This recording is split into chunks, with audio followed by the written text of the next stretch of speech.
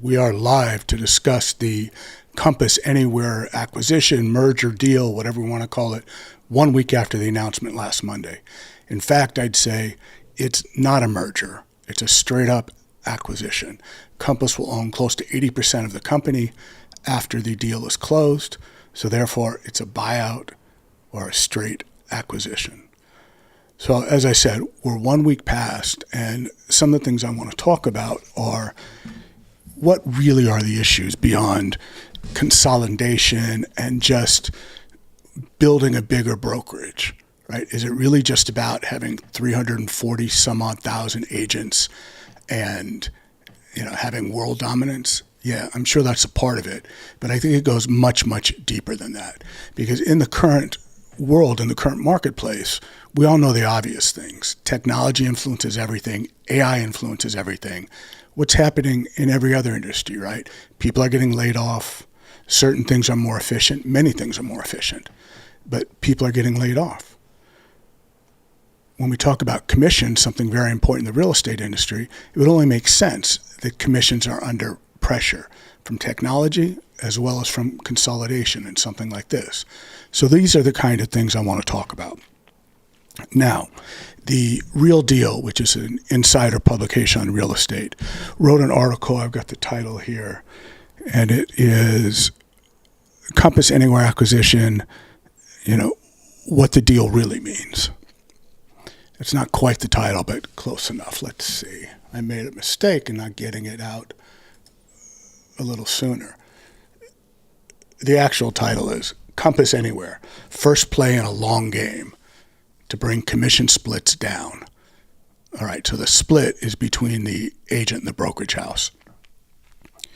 All right, so the first play in a long game, what does that mean?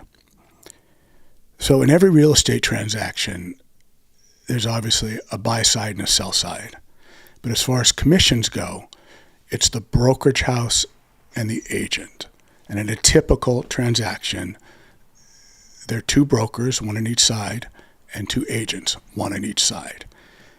An agent splits their commission with the brokerage house.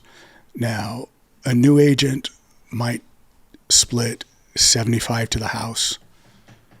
An experienced agent in demand might keep 95%, could keep 100% if you're being recruited, right?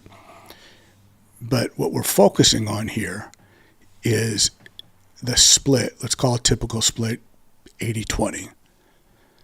So what this article points out is the underlying motive really may not be as much about world dominance as it is about being able to control a marketplace and then pay your agents a lower split.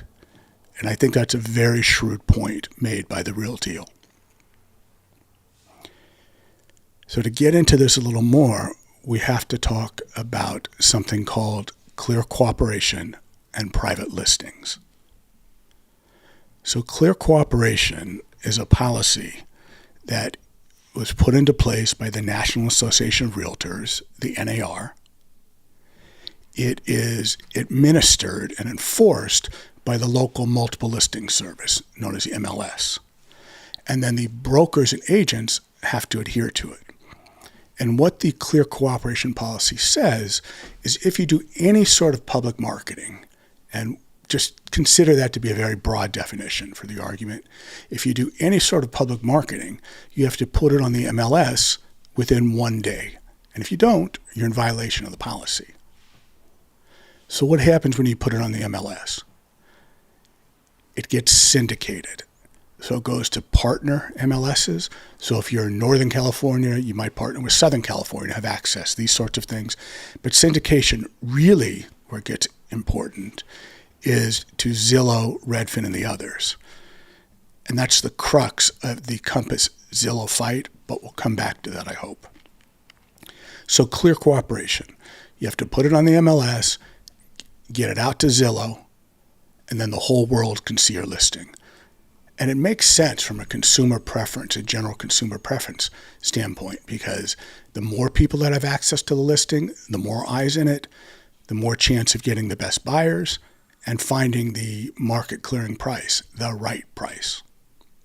I believe that.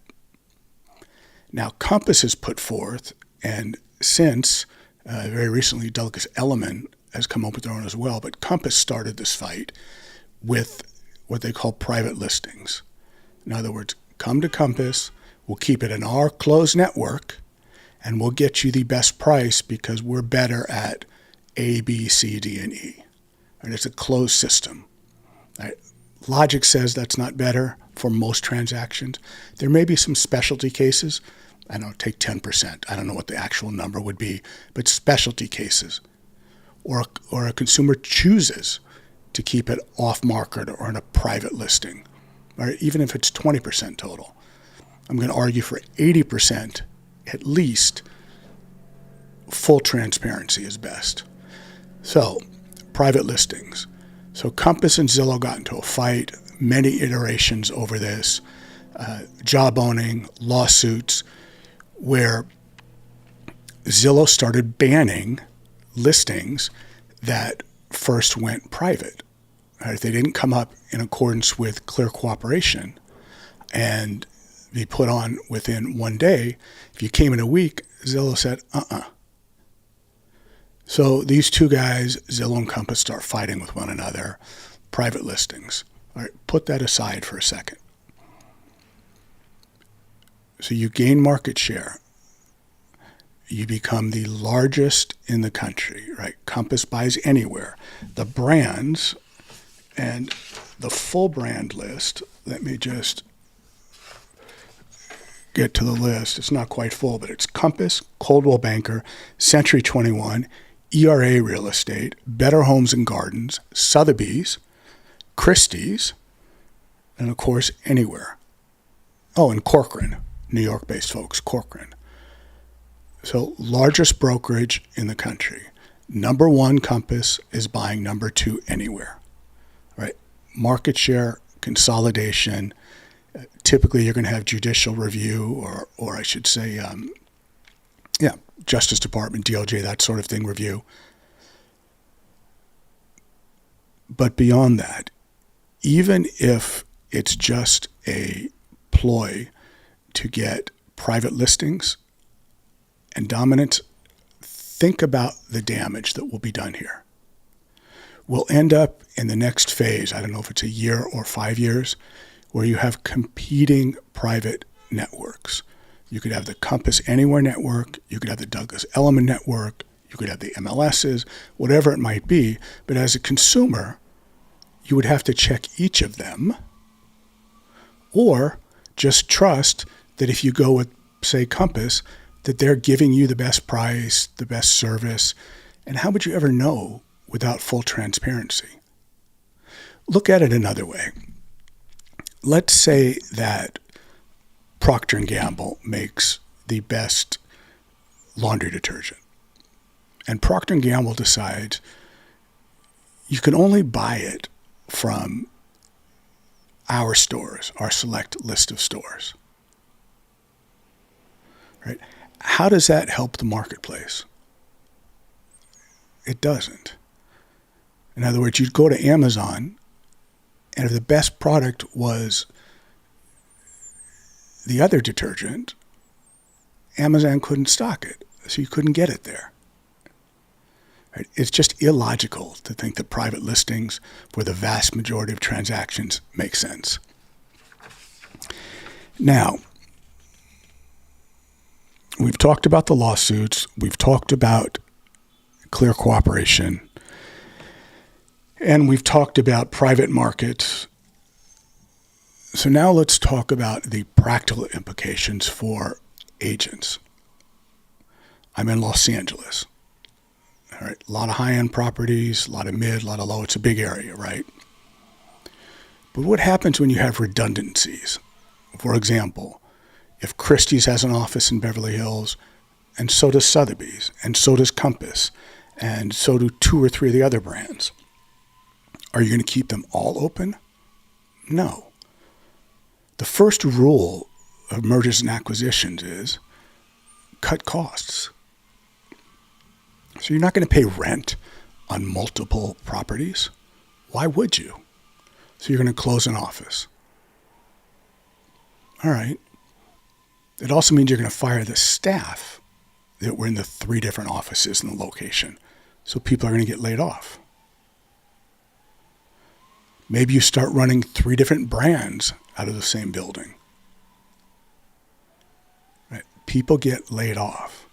That's what a merger does. You got to cut costs. And in this case, where it's an all-stock deal, right? Compass, they swap stock.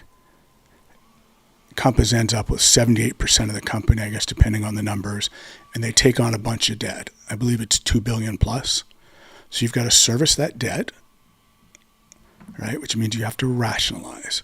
You have to squeeze expenses. So it'll come out of physical plant, property and equipment, right? The office. It's also going to come out of staff.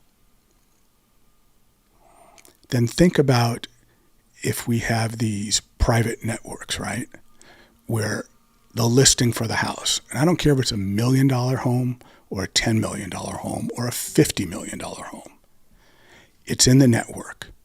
So what's to stop Compass from saying, hey, one of our agents brought the listing into the network and another agent from outside brought a buyer, or even an agent from inside the Compass network brings the buyer. What's to stop Compass from saying, we want to squeeze commissions here? Or if you're a Compass agent, which is probably the easiest one for them to get to because of the rules on how commissions are paid, buy side paying their own, sell side paying their own. So let's say it's a Compass agent. And you have an agreement within the firm, you've got a contract within the firm, where typically, let's say you were going to get 2.5% in Los Angeles. You represent the buyer, but you're under pressure in-house, and they say, no, this is a 1% transaction to you, unless, of course, your buyer wants to make up the rest. Okay, there's that piece. And then there's also the split. So even assume it was full commission for Los Angeles and call it 2.5 each side. The split between Compass Anywhere agent and the house. So again, for our example, let's just use 80-20. What if Compass imposes a policy and they say, look, if it's for a private listing, that split is now 65-35. We did the hard work and the hustle. The firm put up the network and the technology and the marketing and all of that. So you're our agent. You want to participate in this transaction. The house is keeping more. That sort of thing will happen. It's just fear and greed and running a business. It's the basics. With the backdrop being an M&A, a merger and acquisition candidate, where costs have to be cut. Things have to be rationalized. So to kind of sum things up, transparency is what's most important in any marketplace. Think of the New York Stock Exchange, right? You know from most transactions what the prices are. They're posted publicly. Now there are private markets and they're primarily institutional driven or for liquid trades, but for the most part, everything is public. That's transparency. Once you start segmenting and chopping things up, you give power to, let's call them oligopolies, right? The big players within an industry. We use monopoly loosely, but it really is oligopolistic competition when you end up with a handful of large brokers controlling things. So it will not be better for the industry. Yet the management teams of Compass and Anywhere will scream until they're blue in the face about how the consumer is going to benefit from all their new policies. Marginal benefits? Okay, great. It's true. Do a good job with service. Do a good job bringing a contractor, in as part of your transaction. Absolutely. But don't take us for fools and say that consolidation is going to lead to a better, cleaner marketplace. No. It may give the consolidator, the larger company, an advantage. That's fine. That's business. But if we want a free market and a transparent market, then you can't have what Compass Anywhere are doing or what Zillow is doing, right? Zillow would get syndicated leads from the MLSs that they may or may not pay for or pay the appropriate price for. And what would happen is XYZ house, say your house that's for sale with me as your broker, right? It pops up on Zillow and you don't see my name representing you. So if somebody clicks on that and wants information, instead of calling me, there's a space on the Zillow ad on the site that Zillow has sold to an agent. So that agent gets placed on the listing. So if you want information, someone wants information, they click that, they get that person, right? So it's a source of revenue for Zillow and leads. The only way you get to me is by having that agent call me, or if you dig deep into the Zillow property, they do list in small print my name, the MLS, the number, and they moved it a bit more prominently, but that's not the business model. So what Zillow has done isn't right either. It's a bad business practice. And much of this has to do with the regulatory framework, which although it's housing and you have fair housing and those rules, and you have the MLS, which is an industry trade group. Let me underline that, an industry trade group that advocates for the industry, right? Congress lobbies and all of that, sets rules, but it doesn't really have teeth. So it's an industry that, many people are going to push back on this, but it is underregulated in terms of agent and broker conduct and standards of fair play. And I posit that as you break the industry into an oligopoly, you break it and consolidate it into an oligopoly, things will get worse rather than better. And I say that from the standpoint of the consumer, as well as brokers and agents working for those firms. Now, so as not to sound too trite, let's face it, agents and brokers, commissions are coming down. Technology's pushing that. And we can get to that perhaps next week. But like anything else, like buying a car, you can go to the Chevy dealership, you can go to CarMax, you can order it online, right? Same thing in real estate. So this is just how the industry is moving. This is 2025, and this is where we are. So again, this has been a review of the Compass Anywhere transaction deal. I won't call it a merger because it's not. 1 week post the announcement, which was September 21, 22. All right. Thanks very much. And until next week.